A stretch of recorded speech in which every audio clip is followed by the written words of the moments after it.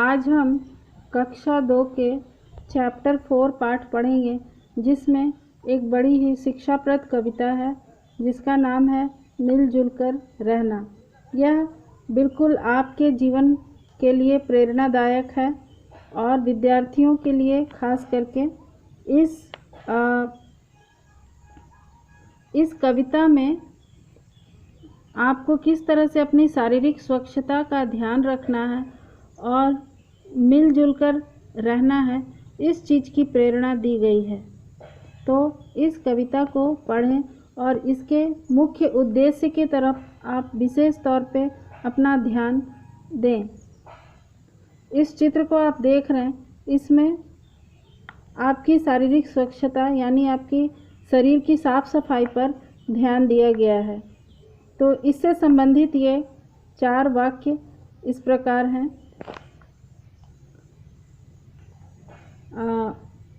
यहाँ पे आप देख रहे हैं, सदा सवेरे उठा करो, ध्यान लगाकर पढ़ा करो, दांत साफ नित किया करो, नख मत बढ़ने दिया करो। तो इसका अर्थ है सदा सवेरे उठा करो। बच्चों, आप विद्यार्थी हैं, आप स्टूडेंट्स हैं और आपके जीवन में सबसे ज़रूरी है सुबह उठना। तो सदा यानी हमेशा हमेशा आपको सबसे पहले सुबह उठने की आदत डालनी चाहिए और रोज़ आपको सुबह उठना चाहिए। उसके बाद ध्यान लगाकर पढ़ा करो। और ये 2 बातें बहुत ज़रूरी है आपके जीवन के लिए।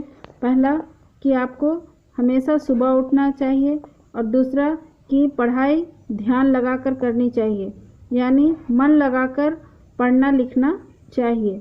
या तो आप स्कूल जाते हैं तब भी, और अगर आप घर में पढ़ते हैं तब भी आपको पढ़ाई अच्छे से ध्यान से मन से करनी चाहिए।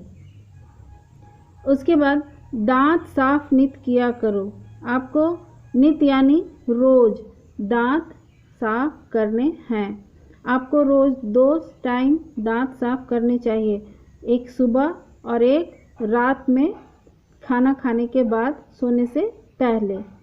क्योंकि हमें अपने दांतों को रोज़ साफ करना बहुत ज़रूरी है, इसलिए कि हम जो भी चीज़ें खाते हैं उनसे हमारे दांतों में बहुत से बैक्टीरिया आ जाते हैं और अगर हम रोज़ अपने दांतों को साफ़ ना करें तो हमारे दांतों में सड़न पैदा हो जाएगी और हमारे दांतों में कीड़े लग सकते हैं और दांतों में दर्द भी रहेगा। इसलिए हमें अपने दांतों की सफाई पर रोज़ ध्यान देना चाहिए और 2 टाइम ब्रश करना चाहिए। उसके बाद नख मत बढ़ने दिया करो। नख यानी नाखून। तो अपने हाथों के और पैरों के नाखून को कभी बढ़ने मत देना, इससे बीमारियां पैदा होती हैं। आप सभी जानते हैं कि हमारे हाथों के नाखून अगर बढ़ जाएं तो उसमें गंदगी भर जाती है और जब हम खाना खाते हैं तो वही गंदगी नाखूनों के जरिए हमारे मुंह तक और फिर हमारे शरीर के अंदर प्रवेश कर जाते हैं, जिससे उन गंदगियों में बहुत से कीटाणु होते हैं जो पेट में जाकर गड़बड़ी पैदा कर सकते हैं। पेट में दर्द, उल्टी, बुखार जैसे बीमारी हमें हो सकती है। इसलिए हमें अपने हाथ और नाखून हमेशा साफ रखने चाहिए, नाखून बढ़े नहीं होने चाहिए।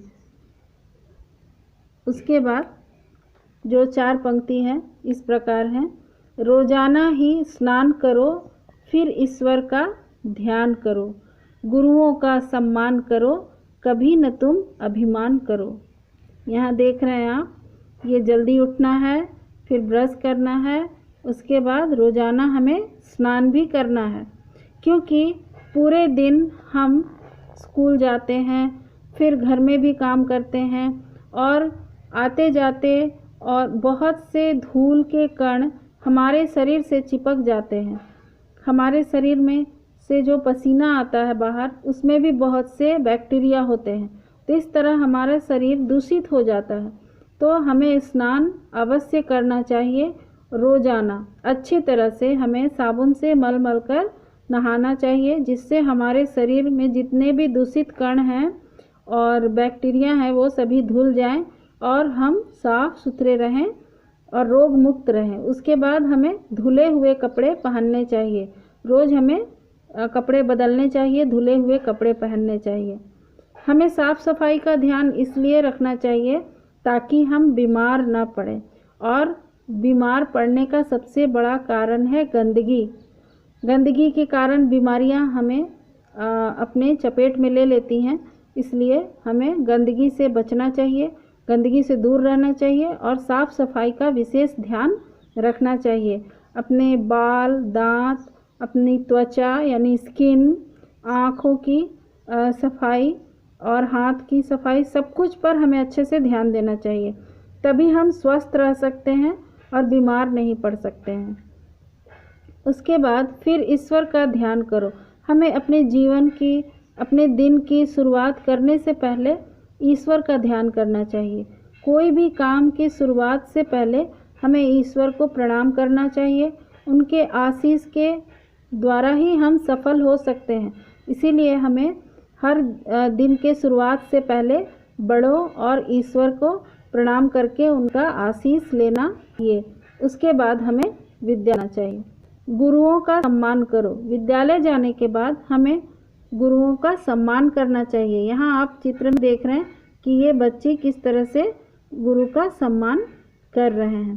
तो हमें गुरुओं का सम्मान इसलिए भी करना चाहिए क्योंकि गुरु हमें ज्ञान देते हैं, हमें सही रास्ता दिखाते हैं और हमें जीवन में हमारा पथ प्रदर्शित करते हैं।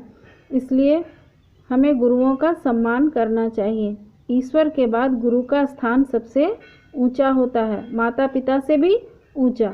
इसलिए इस चीज़ को हमें कभी नहीं भूलना चाहिए और गुरु जो भी हमें सिखाते हैं उन बातों पर ध्यान देना चाहिए और उनकी सीख पर हमें चलनी चाहिए।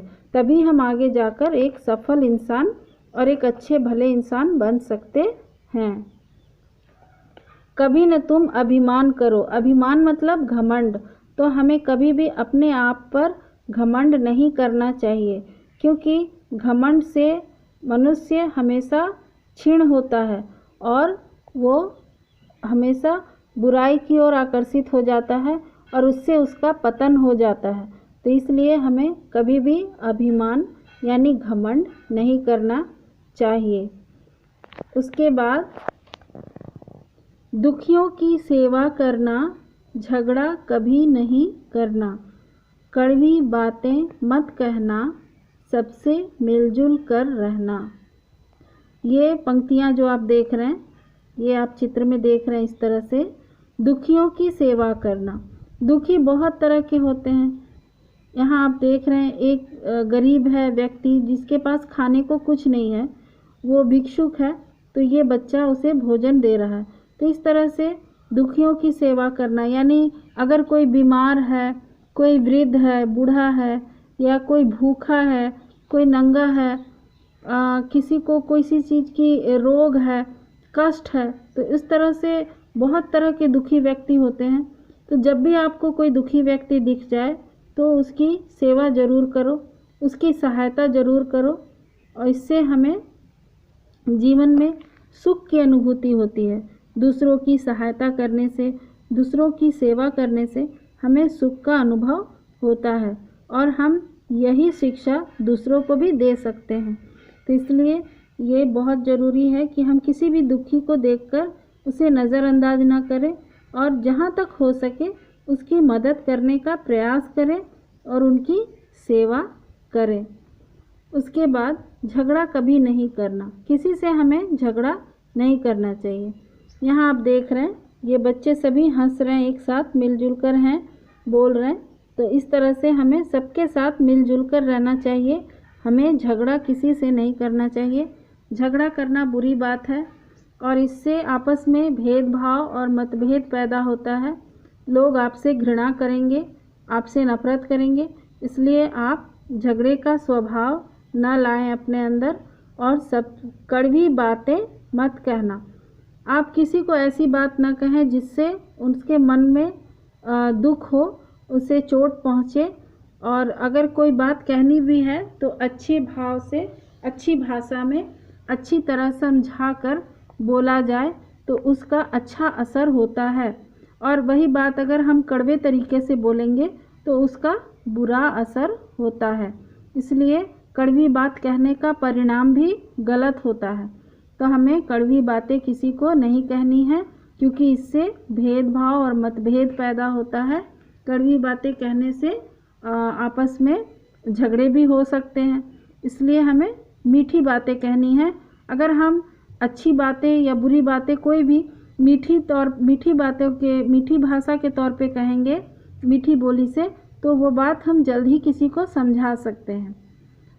और कड़वी बातें कहने से आपस में दूरी पैदा होती है। इसलिए हमें सबसे मीठी बातें, मीठी बोली बोलनी है। सबसे मिलजुल कर रहना। और बच्चों, ये आपके लिए बहुत ही अच्छी बात है कि आपको सबके साथ मिलजुल कर रहना है। ये चित्र में आप देख रहे हैं, ये बच्चे आपस में हंस रहे हैं, बोल रहे हैं, मिलजुल कर हैं। तो इस तरह से हमें मिलजुल कर रहना है। आपस में आप जब विद्यालय जाते हो या अपने मोहल्ले में भी आप खेलते हो या अपने परिवार में, आपको किसी के साथ मतभेद नहीं रखना है। रंग के आधार पर या अमीरी गरीबी, ऊंच नीच, जाति के भेदभाव, इस तरह की भावनाएं अपने मन में नहीं लानी है। और सबके साथ आपको मिलजुल कर रहना है, क्योंकि सबको ईश्वर ने ही बनाया है और सब एक समान हैं। इसलिए आप सभी का सम्मान करें तो बदले में आपको भी सम्मान मिलेगा। तो ये बात आपको हमेशा ध्यान में रखनी है। तो जैसा कि मैंने पहले ही बताया, यह कविता बहुत ही शिक्षाप्रद कविता है और इसमें बहुत आपके लिए बहुत ज़रूरी बातें दी गई हैं, जिनको आपको ध्यान देना है, जिन पर आपको अमल करना है। अपने जीवन में इन सब बातों को अपनाना है और शुरू से ही अगर आप इन बातों को अपना कर चलेंगे तो आप जीवन में अवश्य सफल होंगे और एक अच्छे इंसान कहलाएंगे। ठीक है, धन्यवाद।